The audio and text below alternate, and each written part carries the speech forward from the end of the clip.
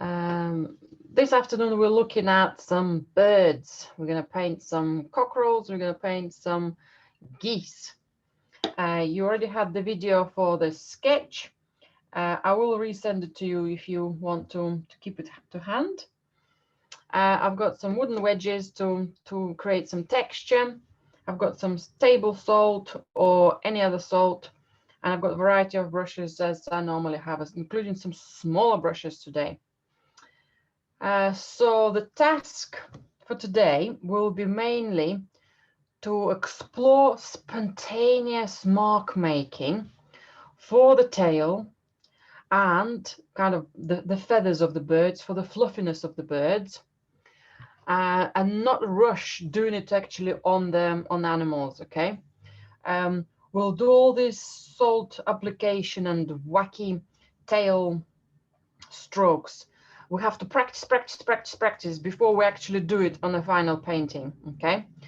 The feet and the head dress, all the head designs, we'll do right at the end of the hour. So we'll do the cockerels first hour, we'll do the geese the second hour. Okay. If we haven't got the feathers right, there's no point of doing all the finest details on the feet and the head. Okay. So the plan is, I have got 2 cockerels. I've got 2 sketches of it. So I might show you twice how I'll be doing it because it will be working quite quickly.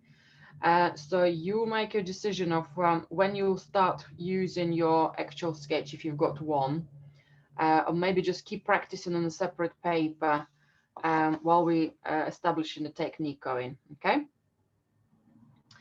So I have my spare paper. I have a large synthetic brush.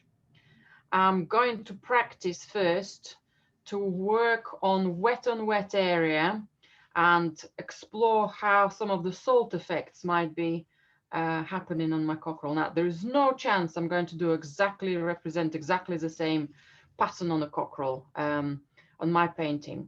But I'm going to try to maybe imitate certain parts of it. For example, the neck could have much more darker color. Maybe part of the leg and the tail will have very dark colors. The other ones might have some grays. So what I'll do, just to give me an idea, rough idea of what I'm planning, I might just have some quick shapes. Maybe I'll just do a big oval, maybe just for the bottom part of the cockerel. Maybe just do a quick neck so you can just see what I'm doing. Yeah, so it's not going to be too abstract what I'm approaching. The tail will work with the tail with the brush. So what I'm interested in at the moment is how much water I'm going to have on my brush and on my paper, and what colors I'm going to go for. Now, colors wise, I think I'm going to go for mainly one of my blacks. If I've got an ivory black, oops, that's blue. That's my indigo.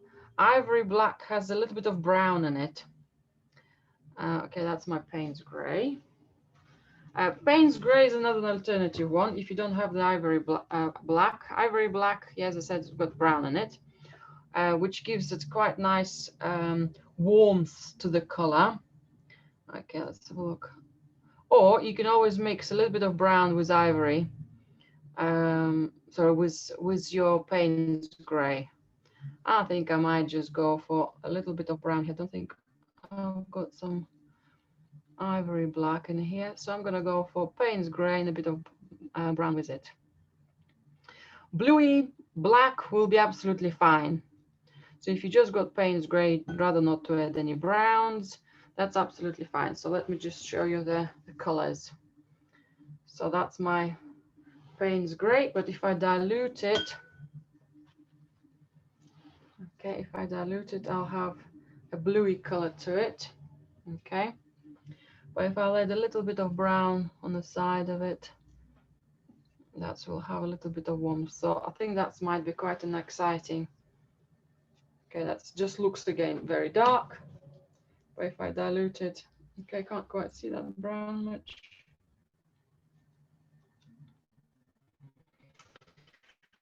I'm mainly more interested for the version, okay, a bit more browny. When you start working, just stick to Payne's gray. It's absolutely fine. something like that, a bit more browny. Okay, so I've got my shape of the cockerel. Let's do the whole.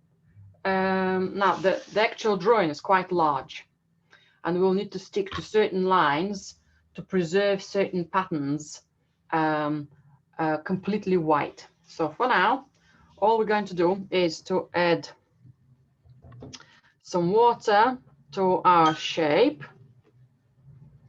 Okay, so I'm just going to paint. I've got a little bit of color on my brush, which is fine because I'm going to be painting with it, adding some color to it anyway. There's going to be loads of dark colors there as well. So I'm painting the whole tummy. I'm going to leave the neck out for the moment. I'm going to do the whole tummy all together, quite wet.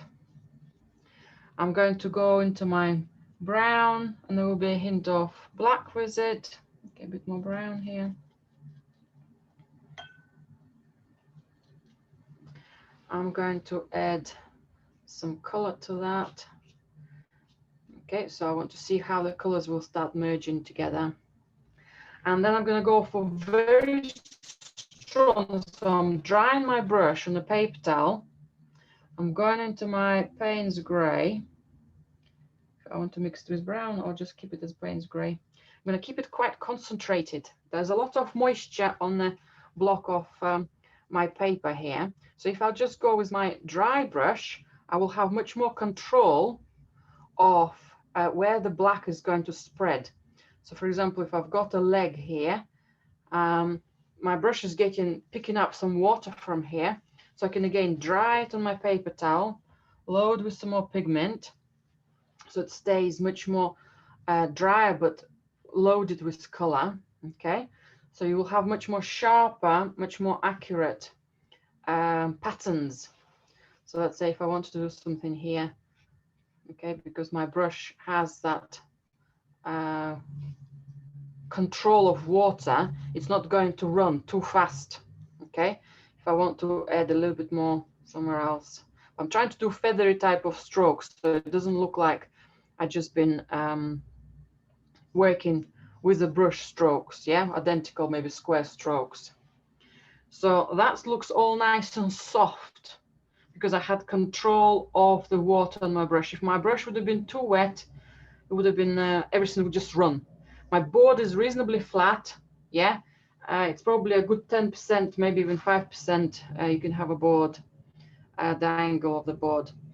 Right, while I'm talking, I'm deliberately talking and waiting when my surface of part of my cockerel is gently drying. So I can introduce some of the salt here now. I'm going to gently sprinkle the salt, and I'm going to let it be, okay? If some of the areas are too dry, nothing's going to happen to it. For the areas which has got just that dampness, in 3-4 minutes, we'll start having some nice effects. I'm going to let you try that, and then we'll give it a play with a slightly different amount of water on our shape as well. Okay, so I can slowly start seeing something happening here. So different amount of water on the surface will tell us how much texture we're going to have on the watercolor. Yeah, I can see. I can see it slowly happening, but I think my texture is going to be very small. So while you're practicing that, I'm going to do another little take of exactly the same thing, maybe just a small area. And I'm going to keep my area quite wet before I put the salt in.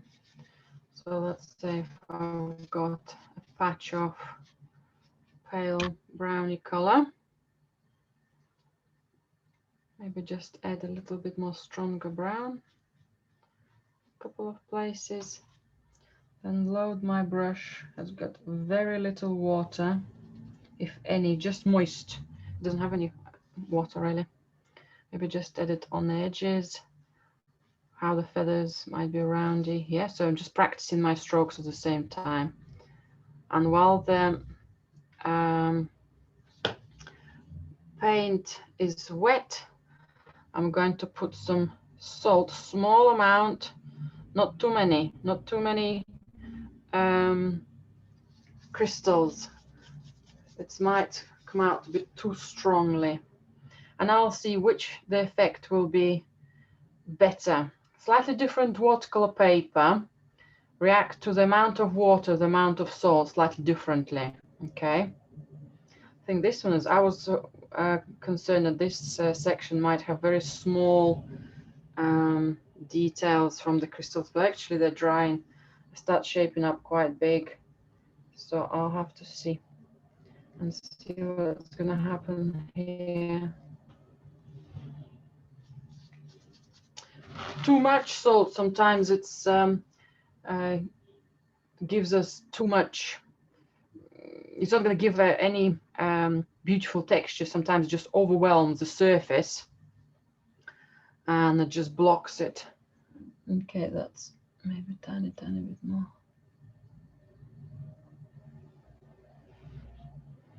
No, I think by the look of it, my gut feeling was my initial tiny bit more dry in the surface and then applying the salt is looking better. Okay.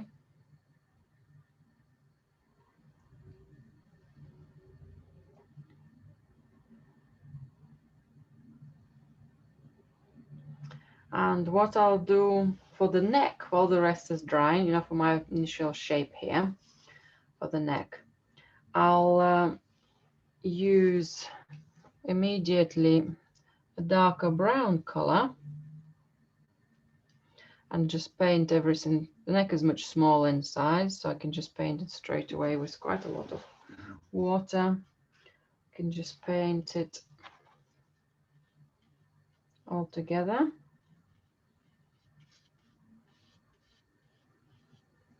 Okay, the neck will come up here somewhere. And then I'll go for my Payne's Grey. And I'll use little streaks, again, very little, just moist bristles, so not much liquid. It will all run anyway.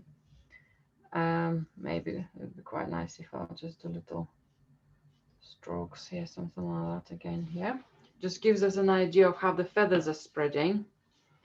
We'll give it a moment to dry because it is very wet. Actually, while that one is happening there, I'm going to do my another experiment and do for the second one. I just do a lot of dark tones without much white left, and then just put some salt on top of it and just see what's going to happen. So I just paint it with Payne's Grey on the top. I'm going to immediately put some salt in and see how that works. And this one, I'm just going to wait tiny bit longer. Actually, no, it is picking up some of the dry surfaces started to appear. Okay, let's see how that one's going to dry out. I'm very happy with these areas here. That's wonderful. So today's painting is mainly to do with luck and planning of luck. Accidents and plan of the accidents. There's quite a lot of moisture here. I might just pick that one up because I know there is no chance that will dry quickly. And just put a tiny bit of salt in that area. And let's have a look what will be the difference between the two kind of experiments for the neck. So one had some brown, so lighter color, and then darker color, and I waited here for a bit longer before I put the salt in. For the second one, I went straight away with dark color with my Payne's grey, and then I immediately added some black. So there was no, there was quite a wet black. So we'll see how that will dry out in a few minutes. Okay, let's give you a moment to keep practicing. So for the feathers, we can use still a big brush, or you can use a smaller brush. I'd prefer the bigger one because you can do just a bit more wackier strokes. So for example, there might be some, loads of dry brushing strokes. I can do dry brushing strokes by having less water on my brush, or by using the brush very flat. So it hasn't got an angle to it like this, not 90 degrees, but almost like a degree or 2 degrees to the paper, yeah? So I can try to do the strokes wide. I can press a bit more. So I want that quality of varieties of strokes in here, yeah? So that's what I'm interested in. So using wider strokes, smaller strokes. If you're struggling doing the smaller strokes, don't worry, because that's where our little wooden wedges helper is going to come in. I'll just need to make sure I'll put some strong black Payne's grey on my palette, so I can add some extra black maybe into some of my runny already existing strokes. Yeah, so I can't quite fit in here, but this is quite nice just to add some extra strong color, and that would be lovely. Or you can use your wooden wedge, dip it into the color, and just create extra beautiful lines. Again, they're very feathery, and they might be much more easier to produce, much more spontaneous to produce.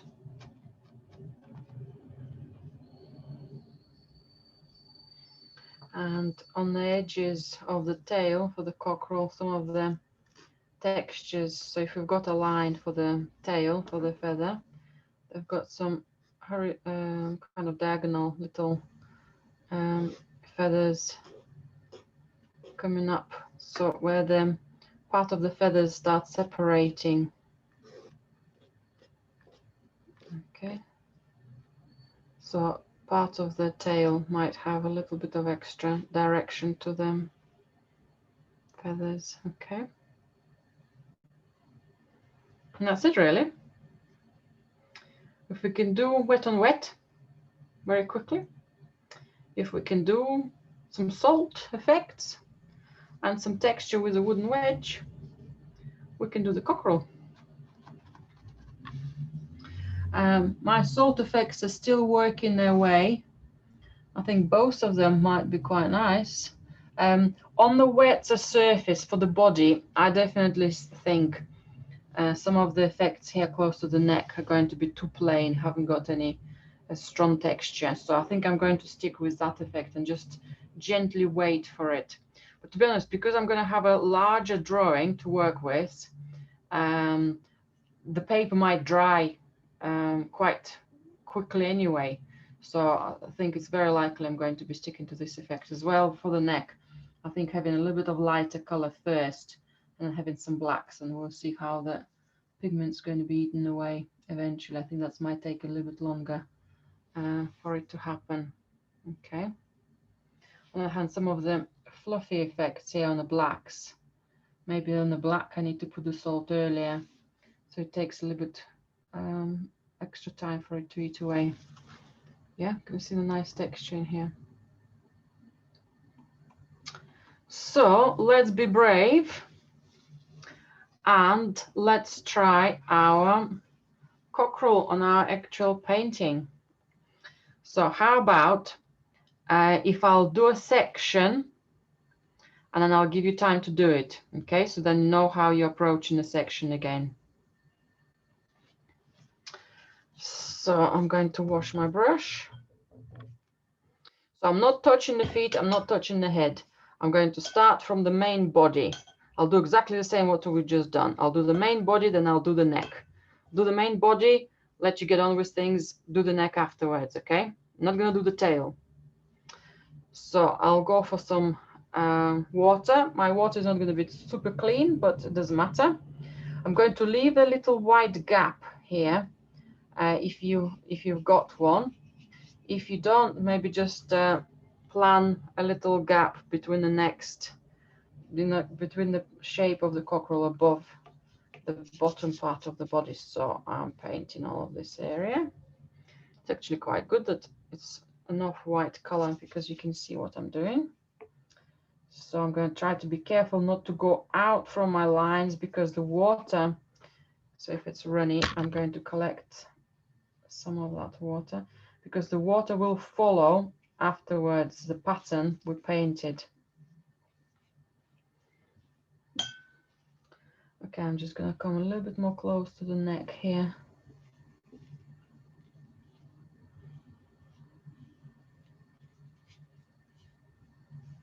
Okay, now I'm going to go for my brown. I don't want it to be too strong, but I want to see it.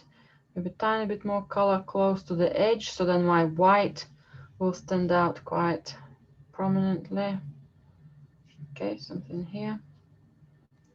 A bit more brown on the side here. If I want to leave anything extra white, I can.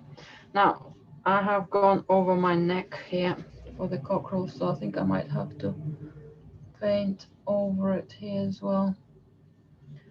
I think I just done a stroke a little bit too far. Okay, I'm just going to collect some of that extra water.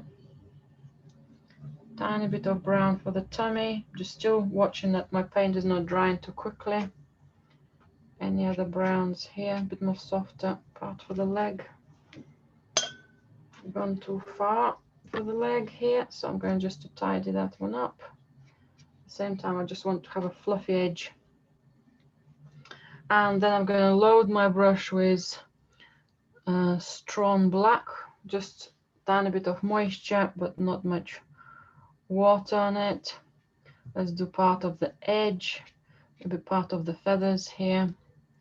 Some of the feathers are coming up already here, maybe just even do them. And then just touch up where that leg is going to be, yeah? A bit more darker spaces. Okay. Maybe a little bit more darkness for the neck, for close to the neck, maybe somewhere in the middle. I think the leg could have a little bit more stronger blacks here. Maybe just some of the grays ones as well. Okay, I can feel my paint is slowly drying, so I might need to hurry up with the salt for this area. Oh, this is all drying very quickly, much quicker than I expected. So I must have the larger scale of the paper and not enough moisture might have done the trick. So I'm going to do the neck now before that one goes to dry. I think most of the neck is dry now as well. So I'm going to put fresh liquid over the neck. Sorry, I said I'm going just to do the body, but my amount of water dictates for me to act on it now. So just put a little bit of extra water. Let's put some extra black on it. Okay, not too much water on the black. Do some lines, maybe feathery type of strokes. Okay, bit of lines coming across here.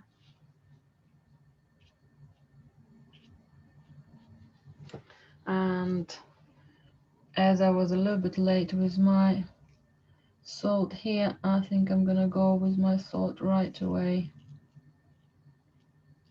Okay, and here. Yes, that's dried very, very quickly, much quicker than I expected.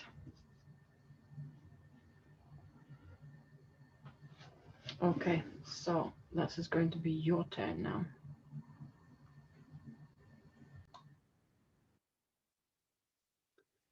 So for the tail, what I'll do, I'll start with my big brush and I'll start from the top. I'll start from the top, big shapes of the feathers, small shapes of the feathers, all solid black, okay? Or a little bit more diluted grayish color probably first and then solid black. I'm gonna try to avoid some of the gaps of light if I can, or maybe create some of my own. Definitely avoid some of the gaps close to the body of the cockerel, and then wash my brush and put the bottom part of that tail and a little extra shape here. I'll use just pale diluted water and tiny bit of brown, okay? So I'll start from the darks, from the nice texture, and then just move further, okay? So let's load my brush. So it's dark, but not solid black. I've got my Payne's gray here. So let's be creative. I'm looking at the picture from the artist we're working from, but at the same time, I'm going to try to improvise my own strokes as well. Okay, maybe a little bit more moisture and a little bit more darkness as well.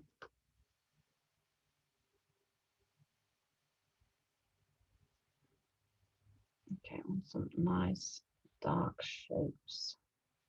All the tiny little textures I can do with my wooden wedge. Okay, a bit the other way.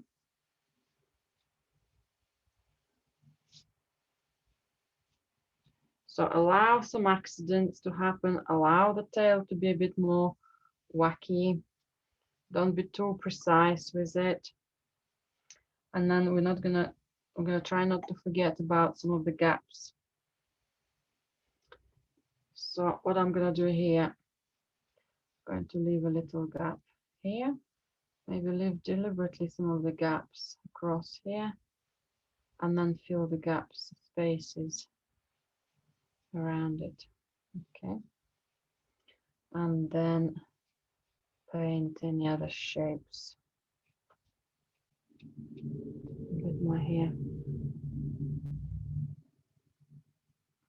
What I'll do next, I'll add a bit more brown to my color. I want a little bit of paler color before. I can always come back with my dry strokes with my wooden wedge or my brush at any time.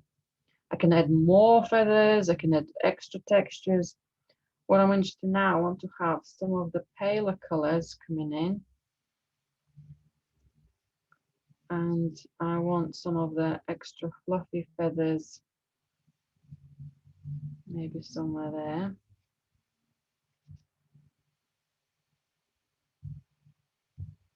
I'm looking for spaces again, not to forget to leave some of the complete highlights.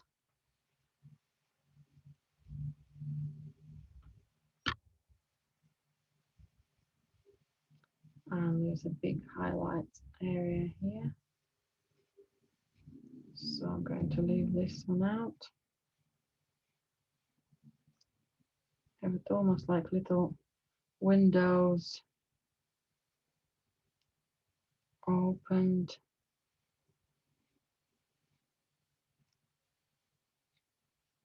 Okay.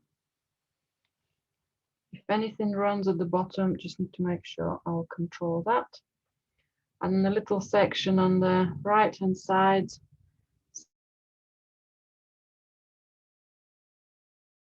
Pale brown. I need to make it pale enough so it doesn't take too much attention. I think I need more fresher brown rather than blacky brown. Okay, that's quite nice.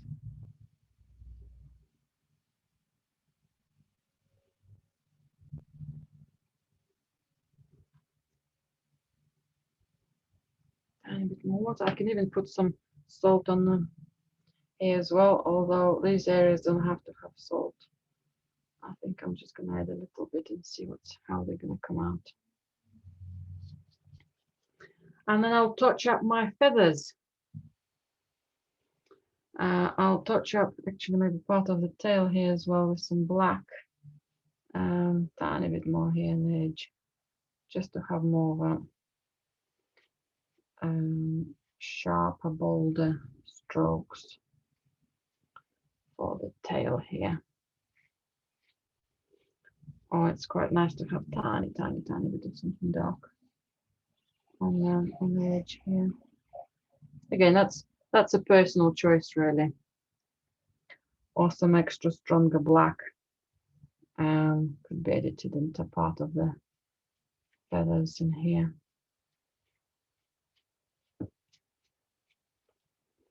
Which I'm going to do with my wooden wedge as well. So I'm putting a dark, intensive color on my palette, and then I can collect it. And maybe just work with extra texture of the feathers, which are quite cockerel-like in the angles, a bit more feathery in texture.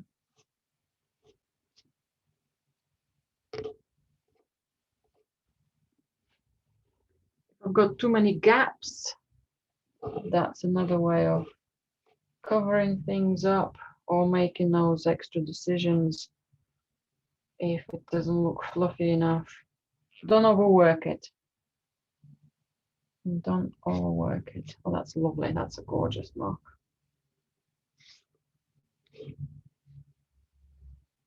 Okay. Might even do some here. Now that's what I wanted to do on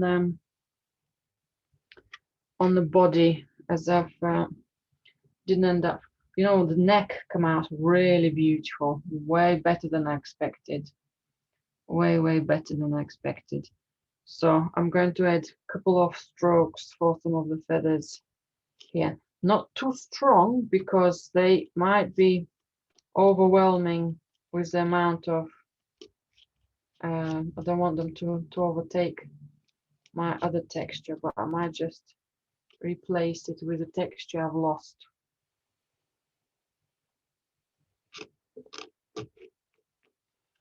Because I can dip my wooden wedge into the water, I don't have to have direct blacks, but I'm just pressing on it as well. That's giving me some quite nice dots and texture, quite cockerel-like. Wow, this is lovely. Again, not over exaggerate, overwork, and I'm going for kind of a shape of the cockerel as well. Yeah, maybe alongside of them, the body, maybe how the feathers will be spreading, maybe a tiny bit more. Okay, feather is something for the leg. Nice fluff coming out still from the leg there. Something fluffy, just an imitation for it. Maybe close to the edge of the neck here. Tiny bit of something sharp or something a bit more.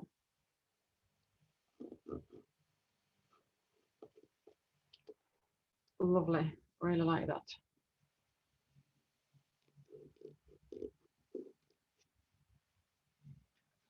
Right, and I think I'm going to stop on body and effects for my cockerel here.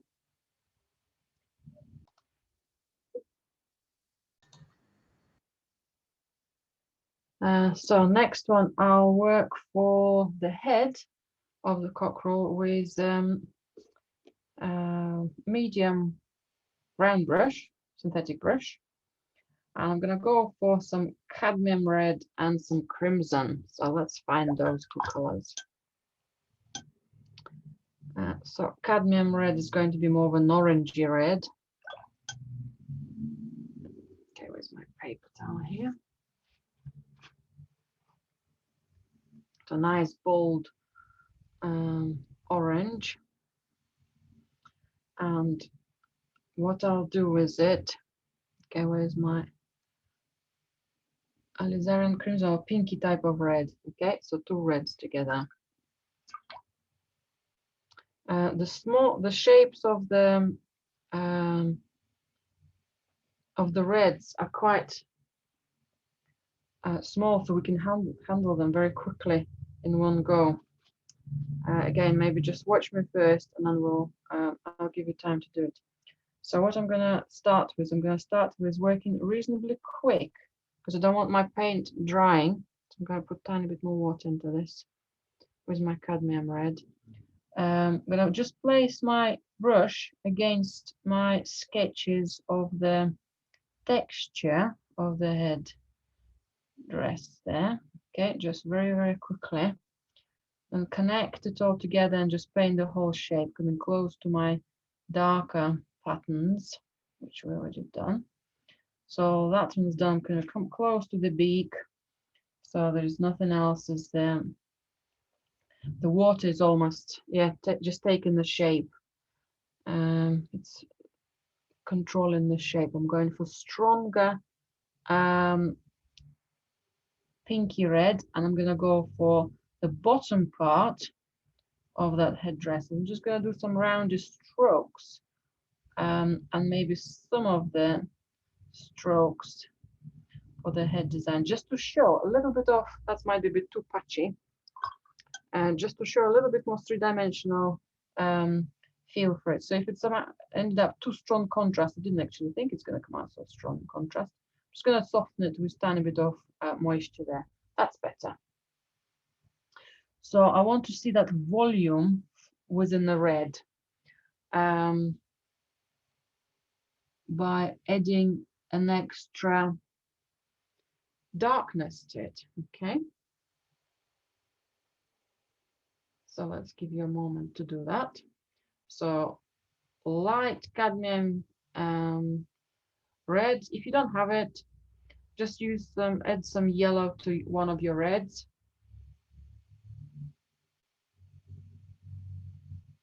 I think some of those shapes of the headdress could be a little bit more spikier.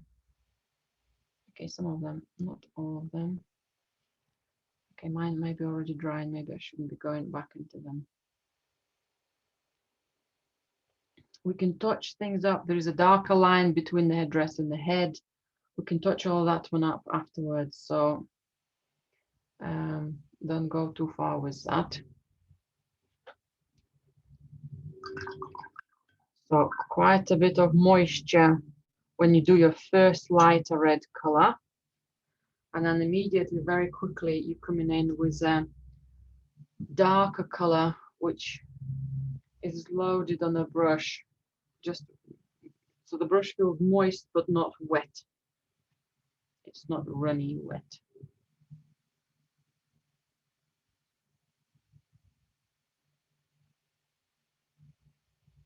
Okay. Next one, I'm gonna do the beak because I want it to dry before I do anything else. So the beak is easy. I'm going to use some ochre. Just to clean part of it here.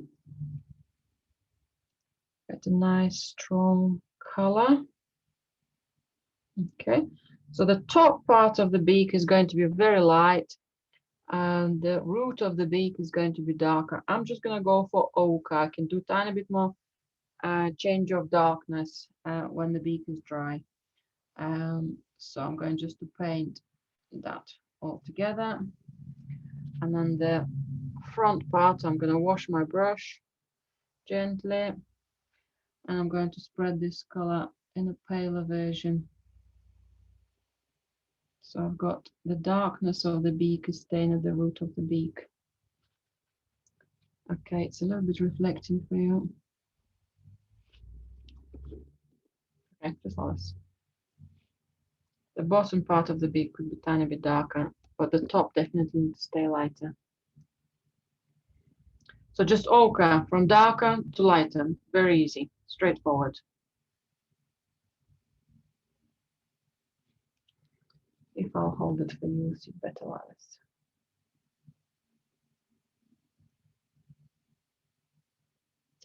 So we're not doing any blacks around the reds or the beak yet. Julia, what colours did you use on the beak? Ochre. Just ochre. Okay. Just ochre. Just a tiny bit darker or diluted.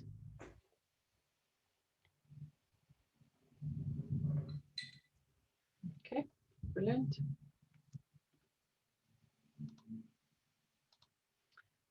Well, we have ochre on our brush. We can also do just with some dry brushing strokes, a little bit of breadcrumbs or some seeds, or just a little bit of dabbing on them on the floor here on the ground. Bit of texture, just a dry type of strokes. Okay.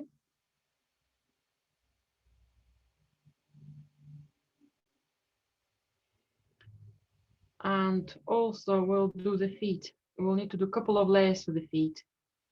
So again, while we've got the ochre, we'll just work out a little bit of tone. When that one dries, we can come back to the head. So I'm going to go for a stronger color ochre, but I'm going to add a tiny bit of violet to it. So it just looks a little bit more, yeah, not quite a fresh ochre, but a bit more of a lighter type of browny color. Okay. So I'll work for the legs. For the shadows, okay, I'll work for, actually that looks a little bit dark. For the rest of the shadows, I'm going to just keep my color a tiny bit paler.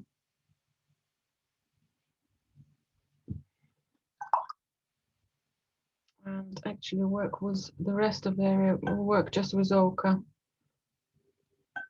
I want to leave loads of whites. So I'll go for the bottom part of the front foot. So it's nice and diluted on the left hand side of the toe, on the bottom part of the toe. Actually, the whole toe of the front toe could be covered. So the back one could be covered. So we've got a big highlight in the front. All the rest is just underneath of it, okay? For the back foot, there's only one highlight on one of the toes, which is looking towards us. All the rest could be painted in ochre, just a pale ochre. We can add up other colors afterwards. So I actually ended up with one darker shadow for the moment. Okay.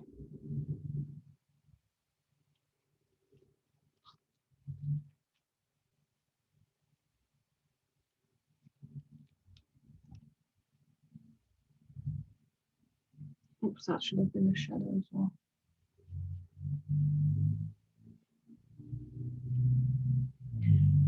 Can paint the nails, or we'll just use dark tones for the nails, so it doesn't matter.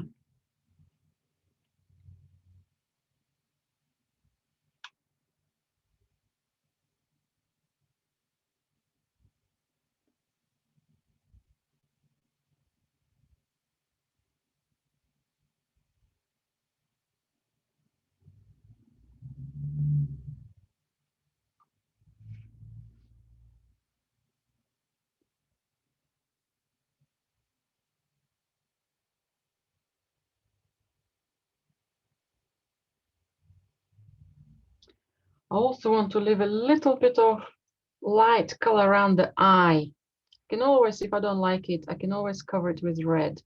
So while I have got my ochre on my brush, nice and bold and fresh, I'm just going to paint the big eye area. And as I said, if I don't like it, I can remove it and cover it with red. But I think it might be an interesting detail here. And then the rest of the head is going to be done very similar as the headdress there. So I'll go for my fresh cadmium red, quite full of moisture. This is areas like a bit bigger. So I need to have a lot of water here on my brush. And I'll work with big strokes quite quickly around the eye, quite quickly in all these folds. Okay, quick stretches of color. If needed, I can always go over it immediately just to bring extra moisture rather than kind of increase the color.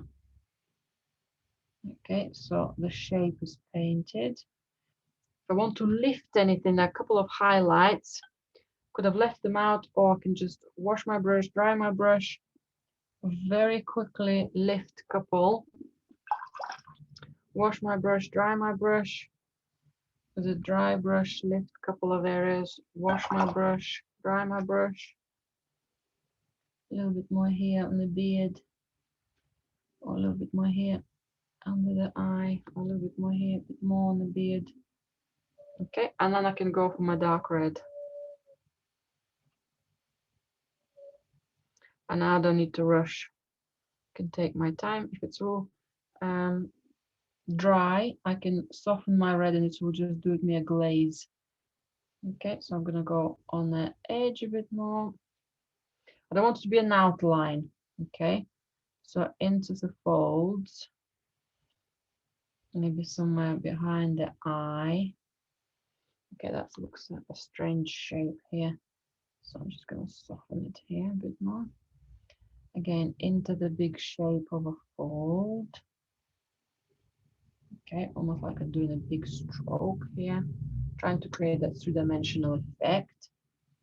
A bit tiny bit more from under the beak.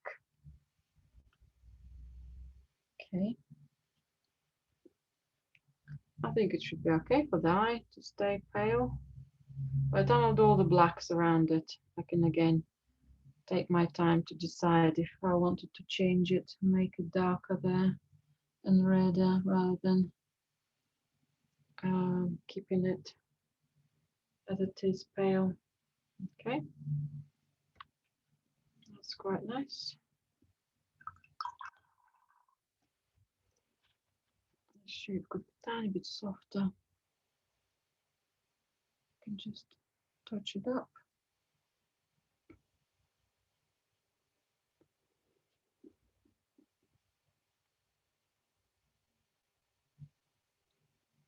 I'm gonna let the head dry and work down into my feet.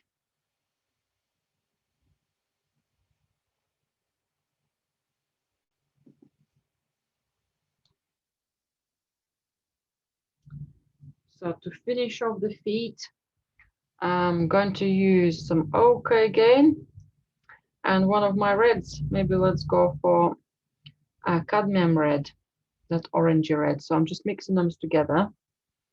I'm going to touch up within some of the areas of the feet.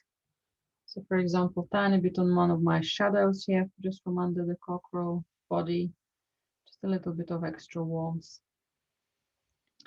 Maybe on the main toe on the foot at the front of us. Maybe a back toe there as well, just carefully so it's controlled amount of water, so it's not runny. It's quite a dry application of paint, so nothing is going to run between the glazes, so they will stay exactly where we're placing them. Maybe the gap between the two toes could have a little bit of darkness in there. Okay, the shape of the toe here. How the foot, the back foot is coming in. Again, ignore the blacks. We can do the blacks afterwards.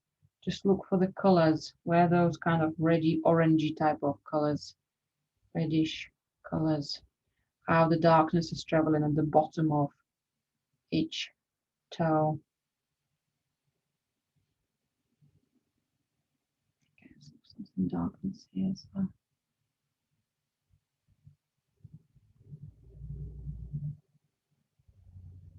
Leave some of the paler ochres out so we can see it better as a shape.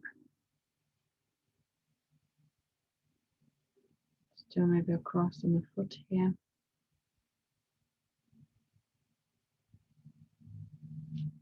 Might just even do the leg. A tiny bit of that color just under the feathers, just to have a hint of it. I think that's quite nice. It's there, so it feels like it's under the feathers, but you don't have to do it if you're not sure. So I'm going to let it dry for a moment. Just spotted that the back of my cockerel just looks a little bit too wide gap here for the white. So what I might do, I might bring my Payne's Grey and have a diluted version there as well, and use my wooden wedge to fix it a little. So I might just bring some of that little bit of extra texture just across.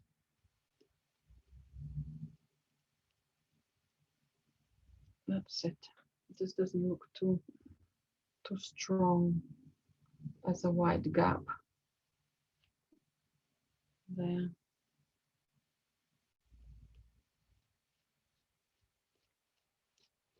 Okay, that's nice.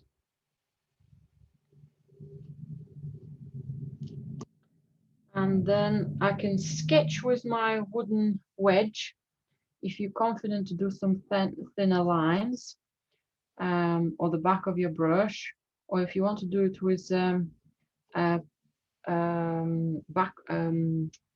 fine liner, sometimes it's quite nice as well. With a brush might be a little bit too bulky to do it. So I will sketch with my Payne's Grey black paint. I'm going to do the eye, little textures around it, just making sure that it's all dry. Maybe a tiny bit of texture in between the beard. Okay, maybe something sketched up there. Don't overdo it.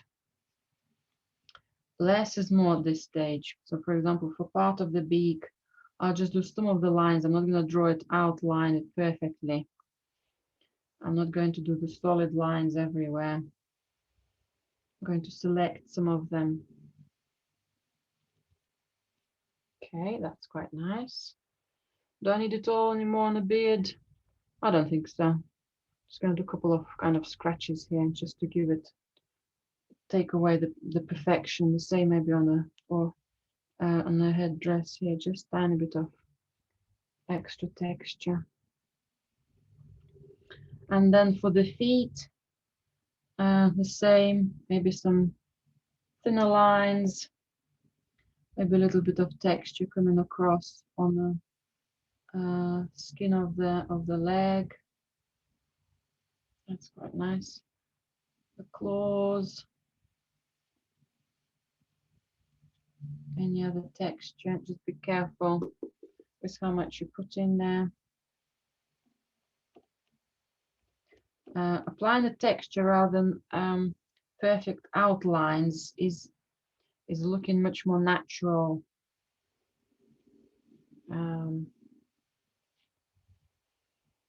Some of my lines for the claws are ending up quite pale. I might have to have extra darkness to them, maybe with a brush or with another tool or something. Yeah, they're just ending up a little bit too pale. Okay, so that's quite good. And I'll use the same texture for the seeds, just a little bit more fresher, a little bit more bolder.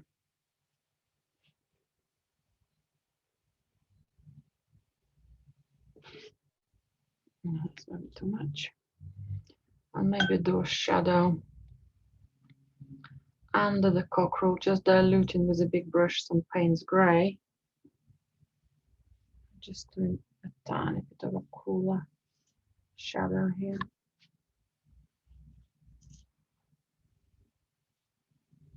Okay, so it's not too strong, but it is there.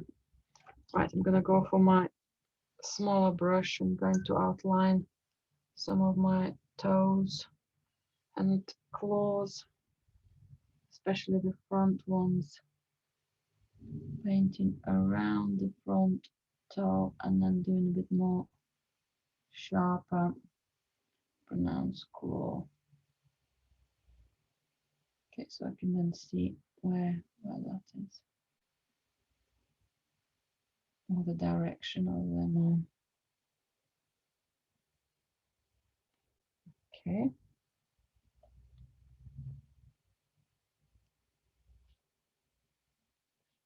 So very fine, minor little details.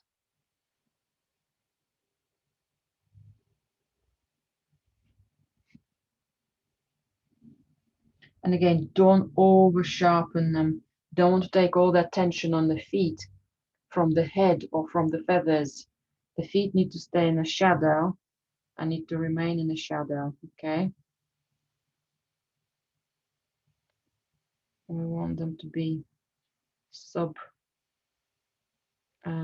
designs rather than most important ones. I think that's enough for my cockerel's feet.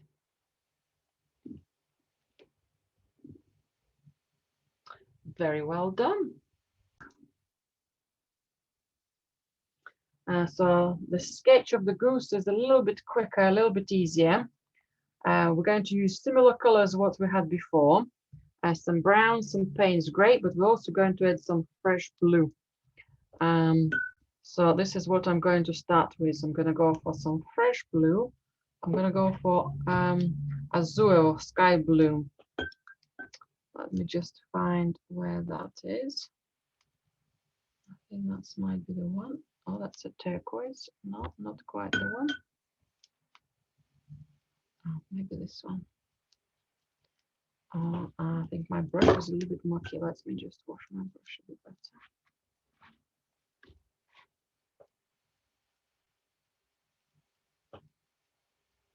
No, it's still mucky here.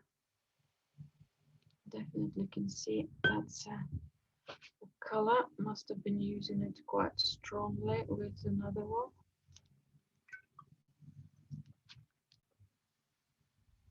Okay, I found another version of it. Okay, that's much bolder blue color. Okay, that's better.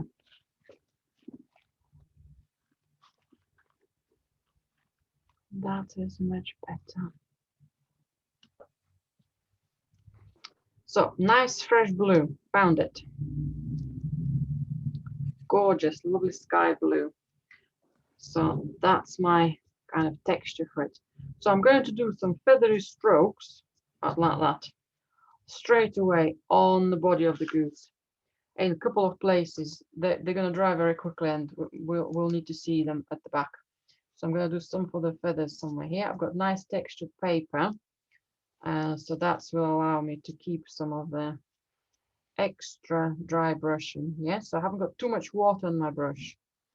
I think what the artist's also been doing, been splashing some water, but I'm quite happy just to do a little bit of fresh blue, and that texture is doing enough, creates enough blue for me here. Might have a little exaggerated, but I quite like it there.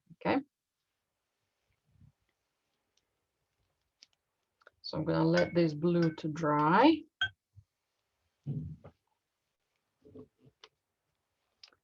I will do a little bit of splashing later on, but that's all good then, and I'll practice it as well.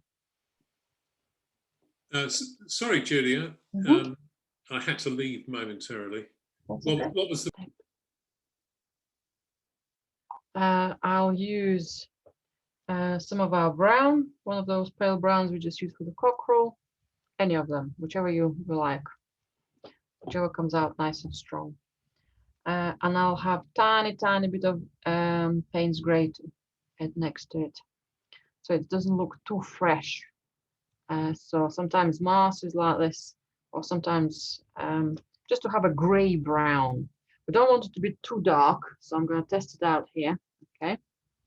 And what I'll do some of the textures for the neck of the goose, but I'll do it with a smaller brush. So I'm not going to start with the neck.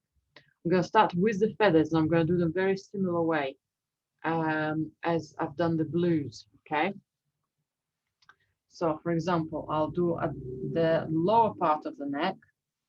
That's okay, because I've got some nice big strokes and the neck is wider here. Okay. So that's going to be somewhere here. I'm going to try to keep it feathery. Yeah, maybe some of those ovals will remain. But also, I don't want to be all super textured. We're going to add loads of black texture afterwards. So for the wings here at the back, I'm just going to paint it over. Okay. And again, that will show me some of maybe highlights will be remaining on the feathers there. Maybe do something across. Where's my brownie black? Just tiny bit darker. Just drying out a bit paler than expected. And then I can use the thin part of the brush, or you can pick up a thinner brush, just to do a little, almost like tiles, little textures, yeah? I think some of them could be even paler, so yeah, even paler in color. These ones come out quite dark, but that's okay. Let's do some paler ones below. And then for the tummy, I'll use the same strokes, larger strokes. Again, I'm using a larger brush because then I'm not overworking. If I'll have a small brush, I'll be just doing too much texture and my goose will look like it's been maybe a bit too scrunched up. Yeah, not gonna have that freshness of those white feathers. Freshness, okay.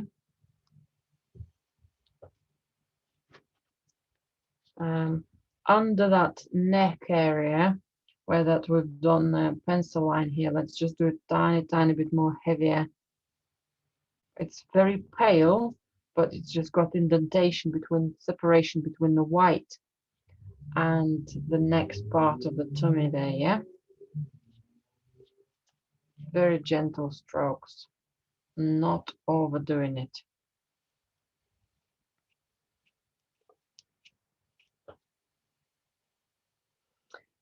Before I go back to the neck, higher part of the neck, while I've got this color, I can do the shadow.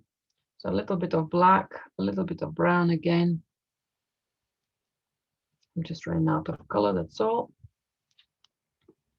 I'm gonna have tiny bit darker area under the tummy, the lower tummy of the goose here.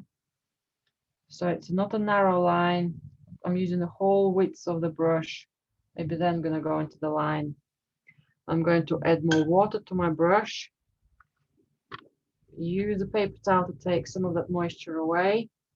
And I'm going to spread that darkness out as a shadow. So I want to have a contrast between the tummy and a shadow under the bird.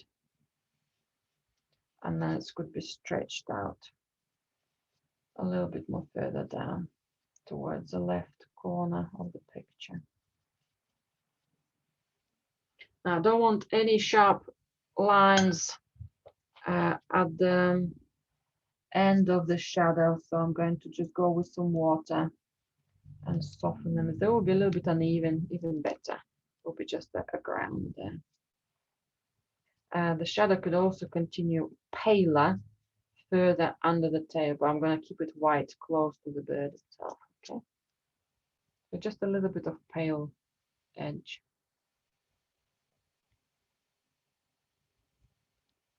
Okay.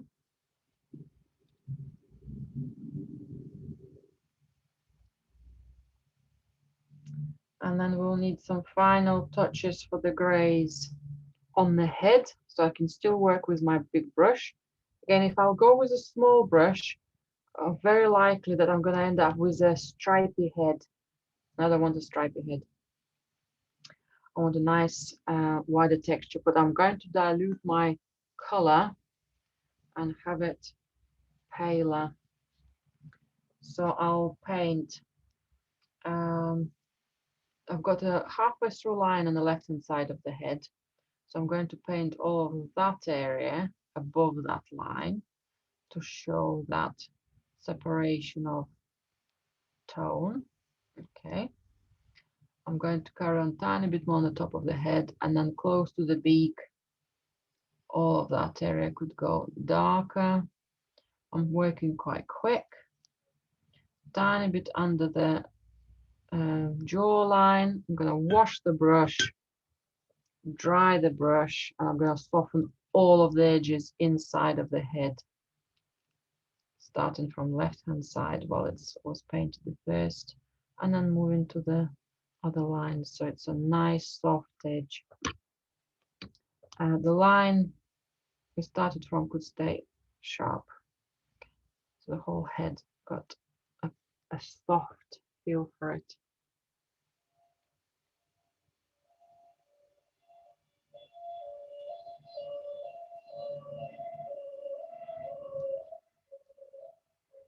So it's not overly complex thing we're doing, but you do need to work quite quick, or you'll end up with a lot of sharp edges. And because the goose have that silky kind of feel for it, but yeah, well, kind of cottony at the same time, very, very soft change off from light to dark. So we need to have that version of paleness of the tones present.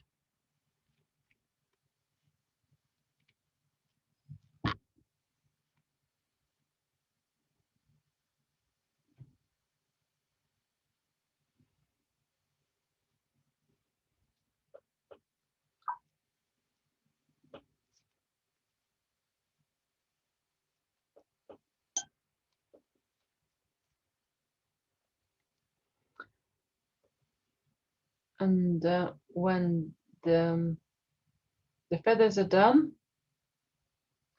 when the tummy is done, the shadow is done under the bird, then tiny bit of the base of the neck, nice and soft, worked on the head, around the perimeter, darker tones, and then softening them on towards the center of the head. Then we can do the narrow part of the neck. So I've changed my brush to around medium size. I'll work very quickly again. I'll put a couple of strokes. I'm not going to paint it all in one line, otherwise it's going to look like a pipe. Okay, it's a feathery type of texture, so I'm going to do maybe a stroke, a gap, a short stroke, a long one, maybe a little bit more coming out, not so perfect. I'm going to wash the brush, dry the brush. Actually, maybe I'll use even a bigger brush. Wash it, dry it, and then soften the edge very quickly. Okay, if it runs, it runs. If it disappears, okay, if it blends a bit more, that's lovely. It's quite nice. It's gone a tiny bit darker. I'll just spread it a bit more evenly here. And also I've got these lines for the feathers at the base of the neck, so I can just maybe touch them gently.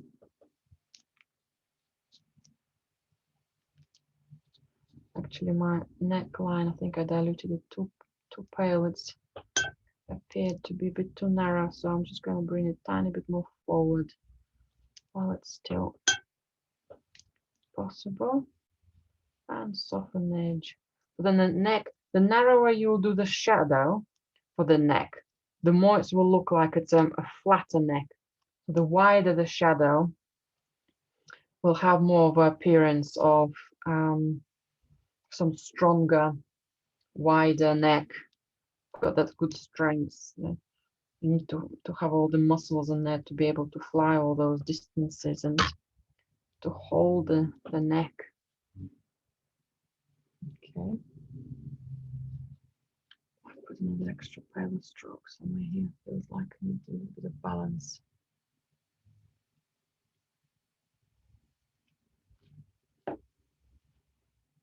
Brilliant. Right, next stage, we'll need our big brush again, and we're gonna do some darker feathers. So I'm gonna go for my Payne's Grey and do similar strokes. We'll practice them first. What we did with the feathers on the cockerel's tail. I'm not gonna use solid black yet. I'm going to have it dark, but maybe not solid. So I'm going to practice my feathers how maybe some longer shapes. So in comparison to the cockerel, there might be slightly different ones. Maybe they'll have some elongated, roundish shapes, wider kind of feathers, and getting a bit more narrow towards kind of going inside of the body. So I'm talking about the tail and the wings feathers, okay? Those type of shapes. We can do a couple of shorter feathers on the main body, but all the rest we're going to do with ink. So just keep practicing some of the strokes first. Some of them could be natural, and then you can just add a little bit more body to it. That's quite nice. Rather than just painting them perfectly and just outlining them. Okay, so be spontaneous if you can. Okay, I'm happy with my experiment. A good recommendation, don't start on your actual paint until you're happy with some of your strokes. Okay, so I'm going to start with, I've got this lovely nice feather, which is a very character feature with drawn. So I'm going to start with that one. So I'm going to do a stroke out. That's a lovely nice feather. I'm going to do something similar with a couple of feathers here as well. There's one somewhere here. I'm going to keep quite a lot of white ones as well. So I'm looking for the bottom part of the feathers for the wing, maybe here. Maybe some will be more pointy at the top of the wing. Okay, something there.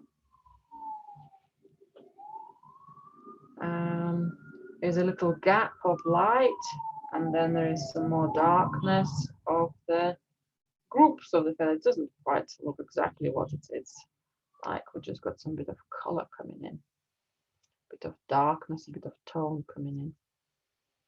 Okay, also gives us the form of the goose. And I think I'm going to do a tiny bit of here at the back of the neck. A couple of darker, those tiles like strokes. Okay, maybe dilute my color so it's not so strong, but it still gives me the texture.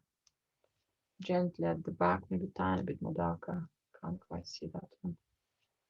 So we can still preserve some of our blue there underneath.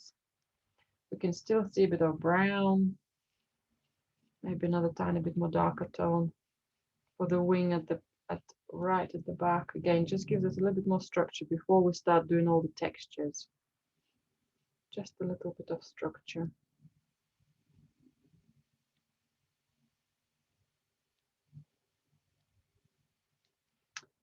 Well, we have this color. I think we can also do a diluted version of this Payne's Grey. Tiny bit on the edge of the beak, on the front of the beak here. We'll have a bit more coolness in there, so when we'll have the orange, that'll be quite nice. And let's do a tiny bit of the tummy as well. Maybe not as dark as any of the feathers we already done. Maybe a lighter version of the feathers at the back. So as long as we can see them though. If mine are going to start being very pale, no, that's okay. Otherwise they're going to be too dark. That's lovely. So again, those kind of tiles like shapes or little feathery broken, just going over some of our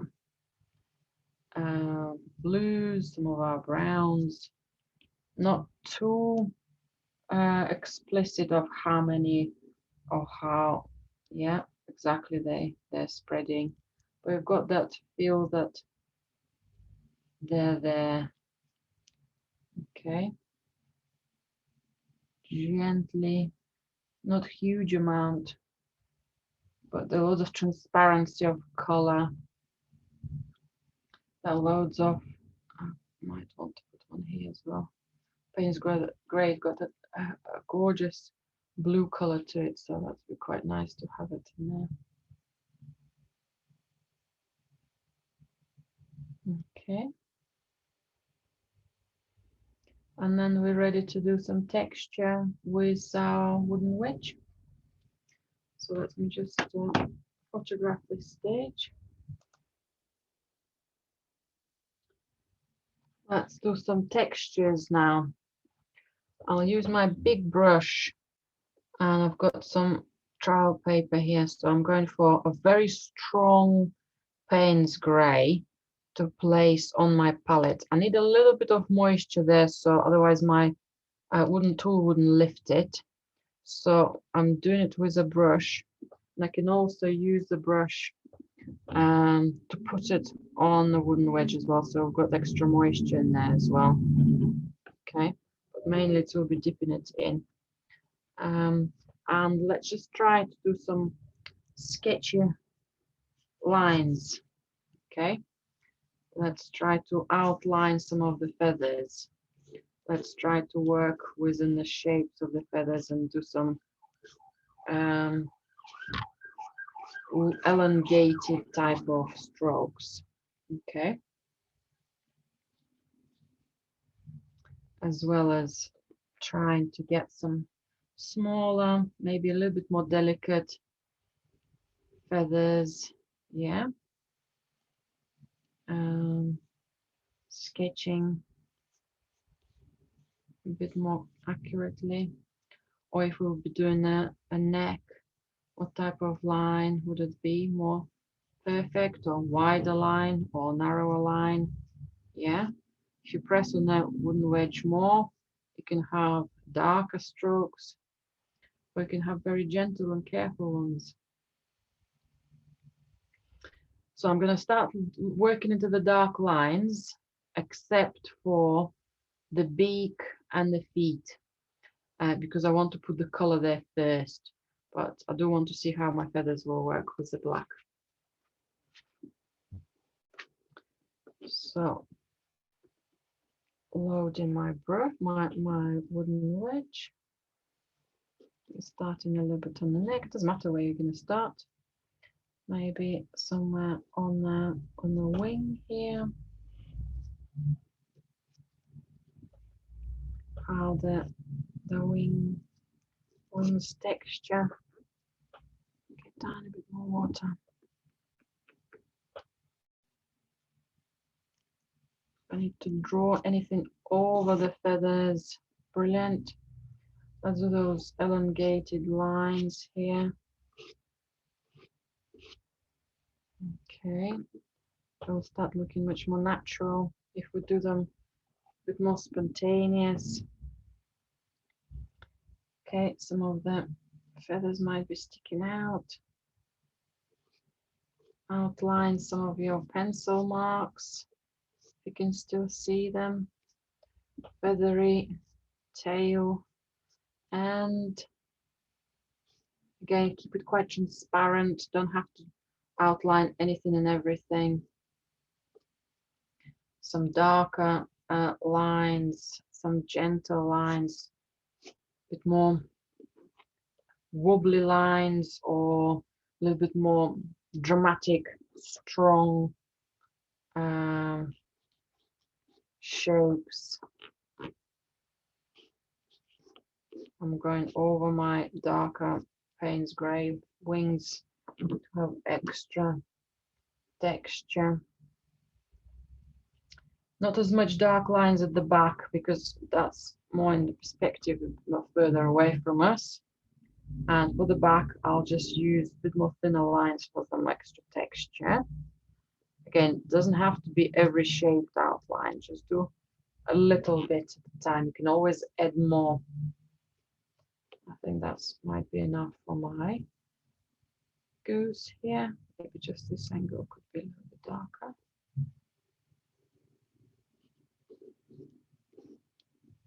Okay, quite like that. Maybe a tiny bit of the lines for the tummy and the bottom. Just again, just to show it's not a flat surface. We've got some darkness. So I've got the tension. So not the same even line. It's going from darker to lighter to appearing, disappearing line. Okay, maybe there is a shadow on the feathers here. So let's have some more texture on this area of the tummy here, close to the feet. If you run out of your color, just top it up. Don't struggle. Have your line flowing. Okay, that's quite nice. Maybe a paler line for the front right hand side part of the tummy, very broken, very pale, very thin. Maybe even dry it on my paper towel. That's better, that's much better. Pale grey. That's a lovely line. Maybe use it for part of the front part of the neck. Again, appearing, disappearing line, tiny bit of tension building up. Any other texture here? I think I'll need a little bit darker lines for the back of the neck and the head. Again, just have a feel for it. If that line needs to be a bit smudged. Yeah, it's a drawing tool. It's not just a marker pen outlining the shape. Help yourself with spreading it or putting extra texture. That's all nice. Another lovely little mark. Okay, that's good.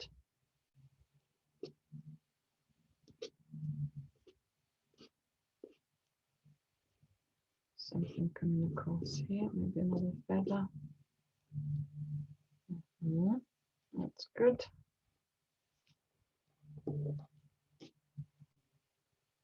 And then coming across close to the beak, not on the beak itself, but on the edge of the grey part, kind of it's a couple of millimeters away from the beak, kind of the darker little mark. Okay, and the jaw and the little feathers, we can sketch somewhere here. A nice character building. If I need to do anything else on them, on the ground, maybe little pebbles, little texture, something there, ready for the feet to be introduced and the beak to be introduced. Okay.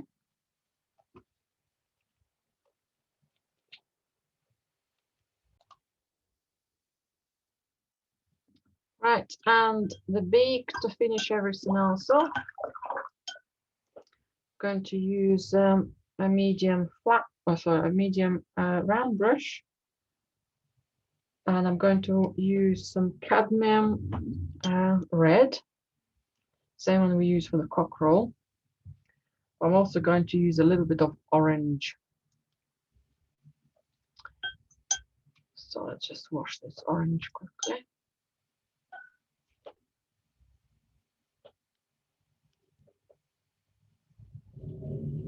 Okay, so what I'll do, I'll leave some of the gaps, some of the parts of the beak as highlights completely white, but the others ones I'll paint in orange. And then same as for the cockerel, so I paint all of the areas in orange and then use cadmium yellow to create the shadows. So for example, for the beak, I've got a tiny little line at the top and big gap, and then from the pencil line I'll paint everything lower down in that orange, including the nostril.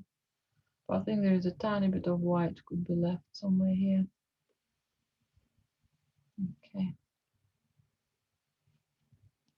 and I'm just going to soften the end of the beak, blend it with the grey there. Okay, and while it is still wet, I'm going to go for stronger cadmium red without too much water on my brush. and I'll add it on the border. I think it's quite a strong one. On the border with the, oops, that's very strong.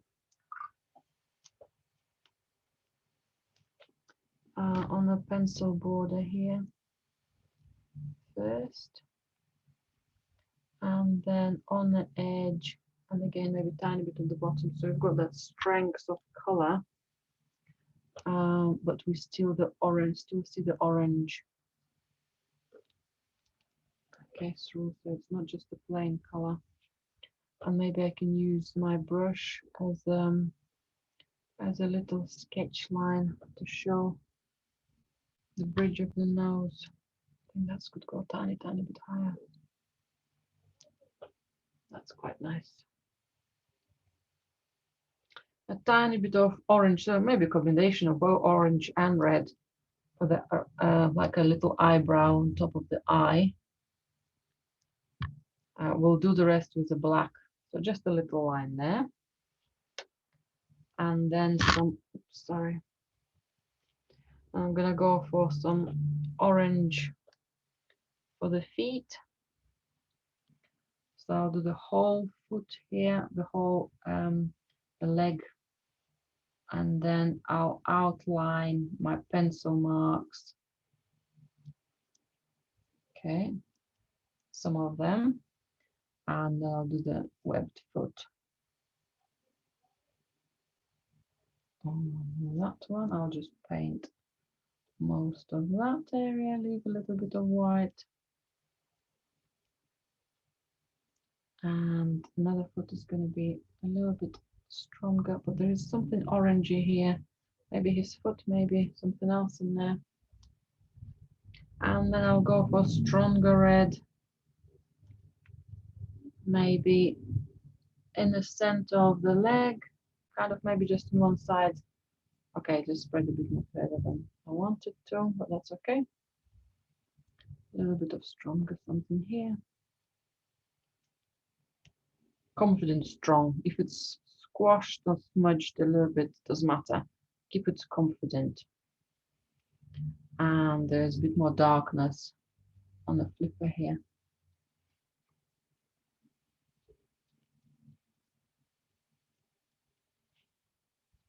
Put some of those lines. There's not many black lines around the feet, so I'm just going to make them a tiny bit stronger in the orange.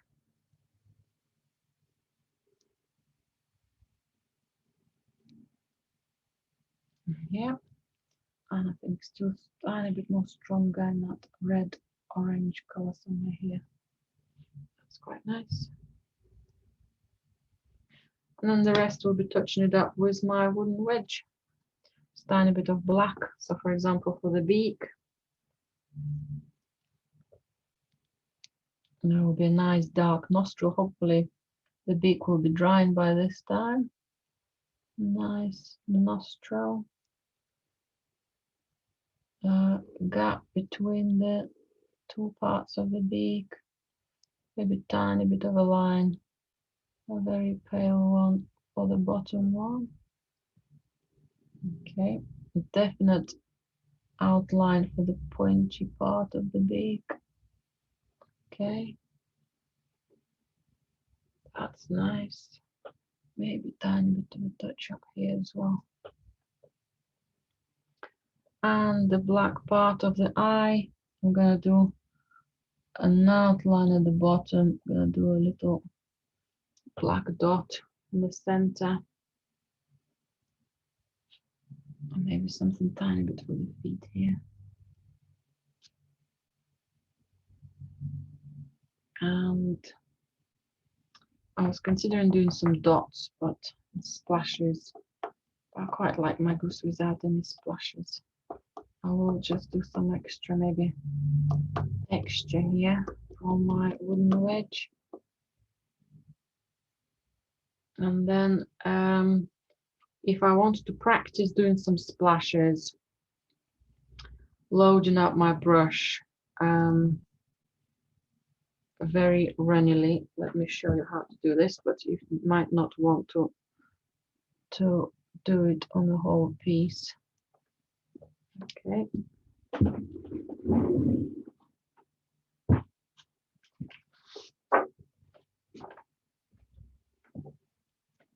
So what I'll do, I'll put, no, this is still a bit wet. I'll just replace the board with a piece of paper, just lying flat, and just show you how you can do some splashing. I might just turn the board around just in case if I splash too far. So I have my brush.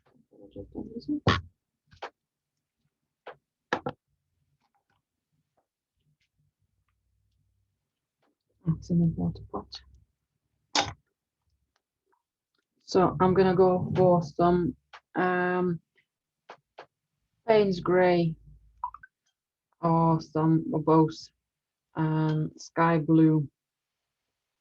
So I need to make it quite runny.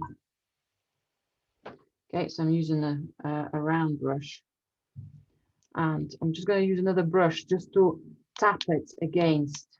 Okay, so that's quite nice. I don't know if you can see how big the strokes are. So some smaller splashes.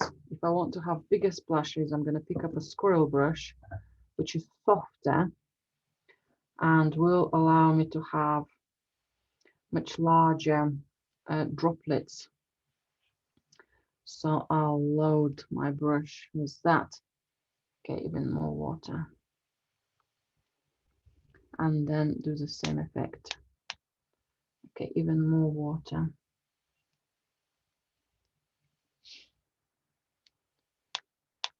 That quite a classic ones there, yeah.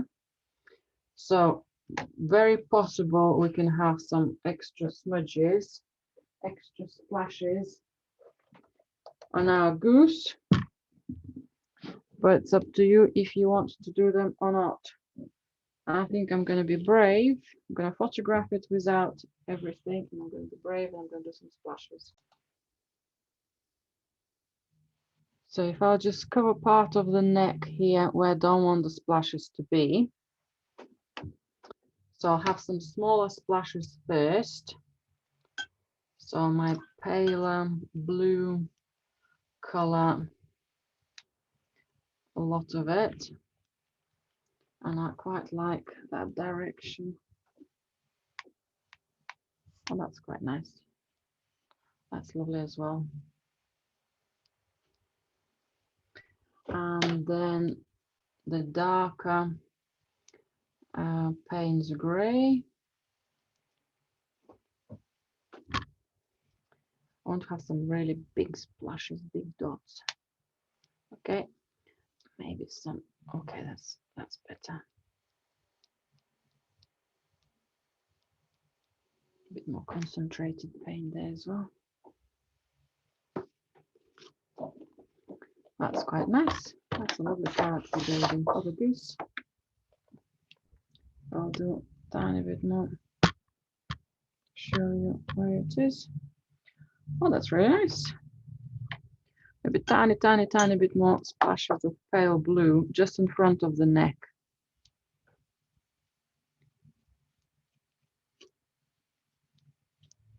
That's good as well. Got something else going on there.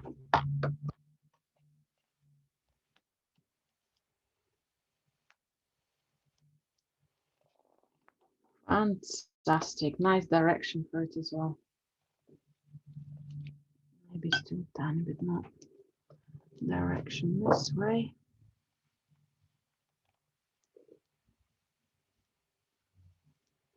Just a little bit more concentrated in this bottom corner. Ta-da! The goose is ready.